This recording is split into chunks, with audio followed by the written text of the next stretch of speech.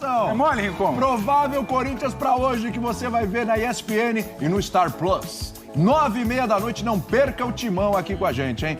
Cássio, Mendes, o Bruno Mendes, Gil ou Veríssimo. Muito bem, Lucas Veríssimo, hein? Eu também acho. Murilo, Fábio Santos ou Matheus Bidu. Maicon, olha o Moscardinho aí, ó.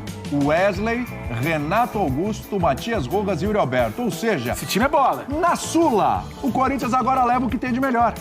Porque agora a Sula é a menina dos olhos. Agora o filho ficou bonito, hein? Agora o filho ficou bonito, ficou vistoso. Falando em gente bonita, né?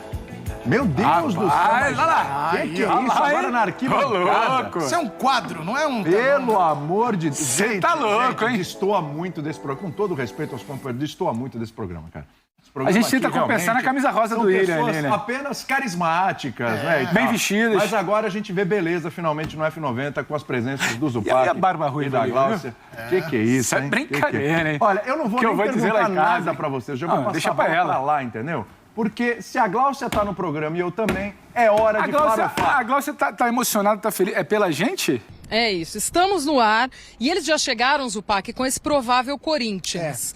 Nós já, desde cedo também, pensando nessas possibilidades do que o Luxemburgo pode levar a campo hoje, acho que a gente está muito com esse provável aí que o William passou antes de nos chamar aqui.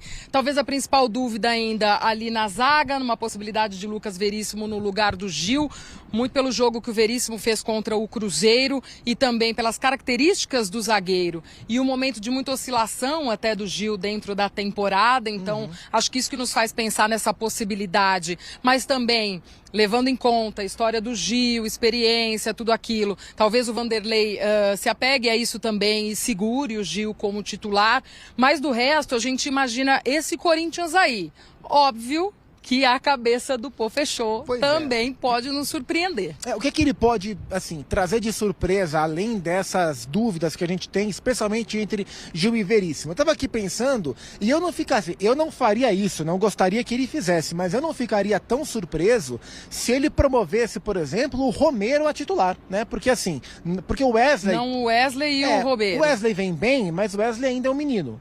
Eu prefiro ver o Wesley em campo hoje. O Romero, no último jogo em casa, pela Sul-Americana, deu assistência para o Wesley contra o Nils. O Romero, no último jogo, veio do banco contra o Cruzeiro em Belo Horizonte e deu assistência para o Mosquito. O Romero é sul-americano, assim, é estrangeiro, mas fala espanhol, assim, todos aqui são sul-americanos, né? Ou menos o Rafael Ramos, que não vai jogar. Mas o Romero paraguaio, fala espanhol, mais experiente, ele guardaria o Wesley para o segundo tempo. Eu não faria e nem acho que ele vai fazer, mas é algo que ele pode fazer. Uma dúvida que eu tenho é se ele vai manter o Maicon no time ou se ele não pode montar esse meio campo com o Gustavo Moscardo, o Gabriel Moscardo, Juan Oliveira, Renato Augusto, Matias Rojas. Um time um pouco mais solto. É outra alternativa. Mas assim, na minha cabeça, na nossa, a prévia é muito isso que a gente viu, com a principal dúvida entre Gil e Lucas Veríssimo. O Veríssimo deu uma amostra interessante em Belo Horizonte contra o Cruzeiro, mas a gente entende o peso que o Gil tem dentro do elenco e na ótica do Vanderlei Luxemburgo. Se discute muito essa questão do Wesley até como titular, né, Zupa? Porque ele tem entrado muito bem nas partidas. Então tem sido muito essa opção do Luxemburgo em colocá-lo no decorrer das partidas. Mas acho que faz muito sentido até também imaginar o Romero por essas questões que você levantou, mas aí ele passa a ser essa opção de segundo tempo, né? Se o Luxemburgo precisa de uma opção, porque se questiona muito isso. Se você inicia logo com o Wesley, quem seria a opção dessas mudanças também tão famosas de Luxemburgo?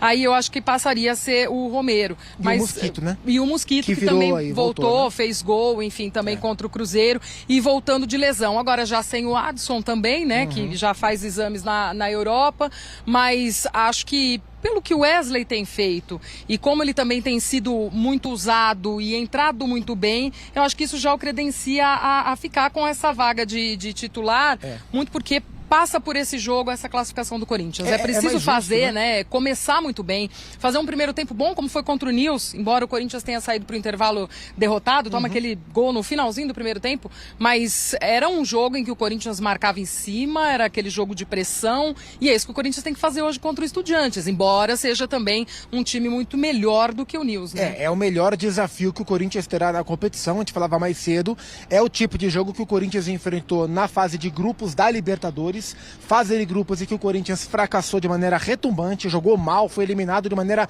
precoce, foi um horror a campanha que o Corinthians fez na Libertadores. E o jogo de hoje é um jogo muito mais parecido com aqueles do que com o Universitário, News Old Boys. É bem verdade que o Corinthians do estágio atual é um Corinthians mais desenvolvido do que aquele embrião de trabalho muito ruim, diga-se de passagem, do Vanderlei Luxemburgo. Agora, em relação ao Wesley, seria até injusto ele não ter a chance agora, porque assim, enquanto a competição era dos meninos, ele jogou e jogou bem.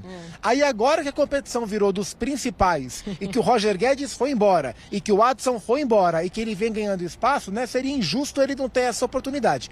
Eu contaria com Wesley desde o princípio, mas é bom a gente olhar para o Corinthians como time e olhar para o adversário também, porque hoje é aquele jogo que a gente tem que olhar muito para o Corinthians e muito para o adversário, porque o Estudiantes é um bom time de futebol, com um bom treinador, com jogadores experientes, vencedores pelo próprio clube e que promete equilibrar muito o confronto aqui em São Paulo e semana que vem na Argentina. O técnico do Estudiantes, o Eduardo Domingues, ele falou até em coletiva agora antes dessa partida, antes da viagem aqui para o Brasil, sobre o trabalho do Luxemburgo e disse que o Corinthians evoluiu muito sob o comando do Luxemburgo, por ser o Corinthians, com toda a história que tem, já conhecido também no continente, mas ele fala desse momento, né? Até se referindo ao tempo que o Corinthians ficou aí sem perder e tal.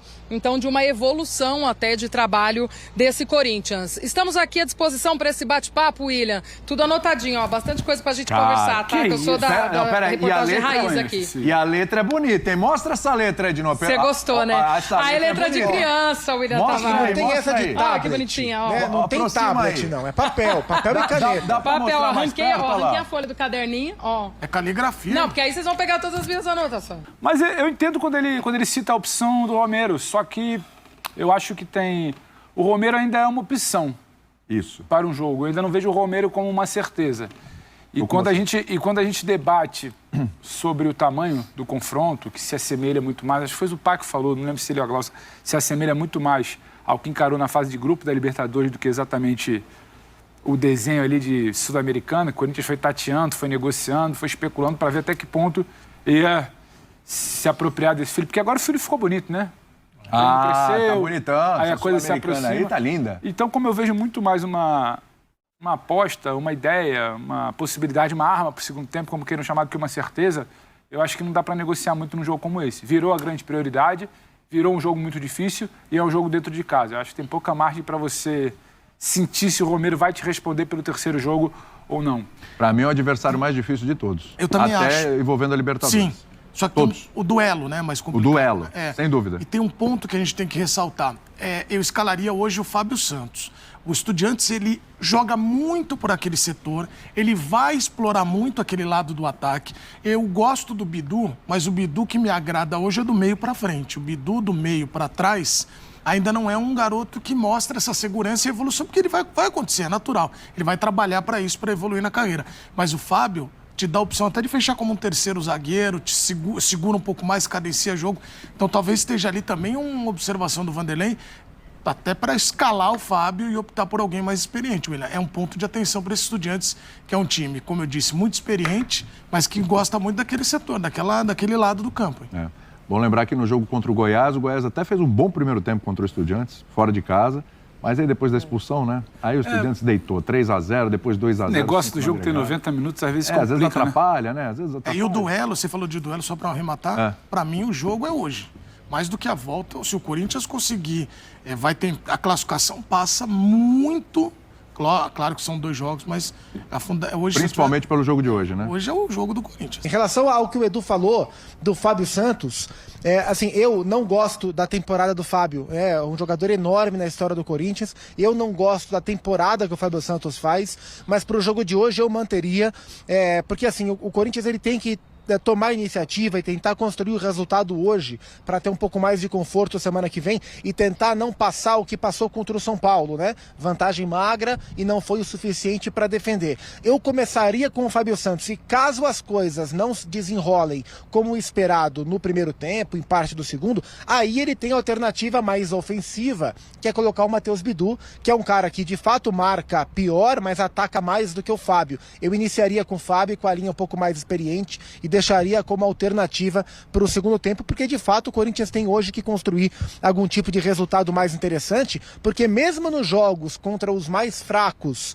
Universitário e News, pela Sul-Americana, o Corinthians não jogou bem fora de casa, né? Administrou a vantagem magra construída dentro de casa, mas sofreu um pouquinho ali, tanto em Lima quanto em Rosário, contra adversários mais frágeis, né? O Estudiantes é um time que poderia perfeitamente estar disputando o mata-mata de Libertadores, não tá pelas temporadas anteriores, não propriamente por essa. Vamos lembrar, quinto colocado no último campeonato argentino, à frente de vários times que estão jogando ou que já jogaram a Libertadores, e teve uma das melhores campanhas da fase de grupos da Copa Sul-Americana e atropelou o Goiás, que é um time que hoje está na mesma faixa de Campeonato Brasileiro do que o Corinthians, né? E até, né, Zupa, ainda lembrando, dentro de Sul-Americano, o jogo da volta contra o News, fazendo um jogo como o Corinthians fez com o Estudiantes, muito mais perigoso numa volta, né?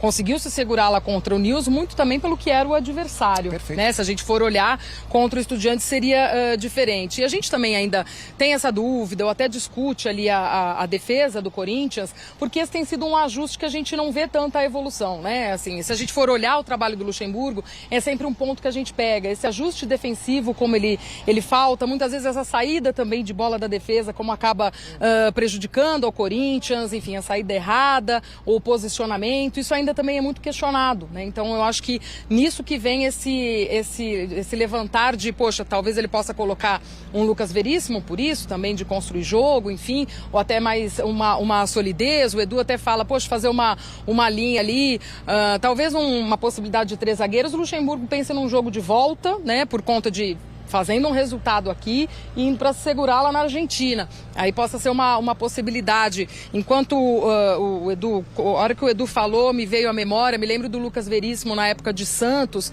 como o São Paulo muitas vezes montava essa linha de 3 e o Lucas era o cara que ficava pela direita. Tipo então, o Bruno Mendes hoje. Exatamente. Né? E aí era ele quem fazia essa lateral direita, né? Quando ele estava nessa linha de 3 zagueiros, enfim. Então ele se apresenta também nessa possibilidade, né? Para que o Vanderlei consiga trabalhar dessa forma também, pensando nas fases do jogo, mas aí acho que mais adiante. Agora, é esse também um ajuste que o Corinthians tem que ter muita atenção, né? Tem porque o time do Estudiantes é um time que tem média de posse de bola com o Eduardo Domingues, o seu técnico recém-assumido, são 6 jogos só do Domingues como técnico, uma média de posse de bola até superior à do Corinthians com o Luxemburgo. Não sei se hoje o Estudiantes vai tentar controlar o jogo, mas não é um time de ficar lá atrás o tempo inteiro, né? É um time que joga, um time com jogadores muito experientes. Aliás, é interessante, existem até semelhanças entre esse Estudiantes e esse Corinthians, no sentido, o Estudiantes tem como um dos seus principais dirigentes o capitão do seu último título de Libertadores, que é o Juan Sebastián Verón, lá pro Rita Verón, que não está aqui, está no México. Ele é vice-presidente do clube e é muito atuante. O Corinthians tem como seu gerente o Alessandro, capitão da conquista de 2012.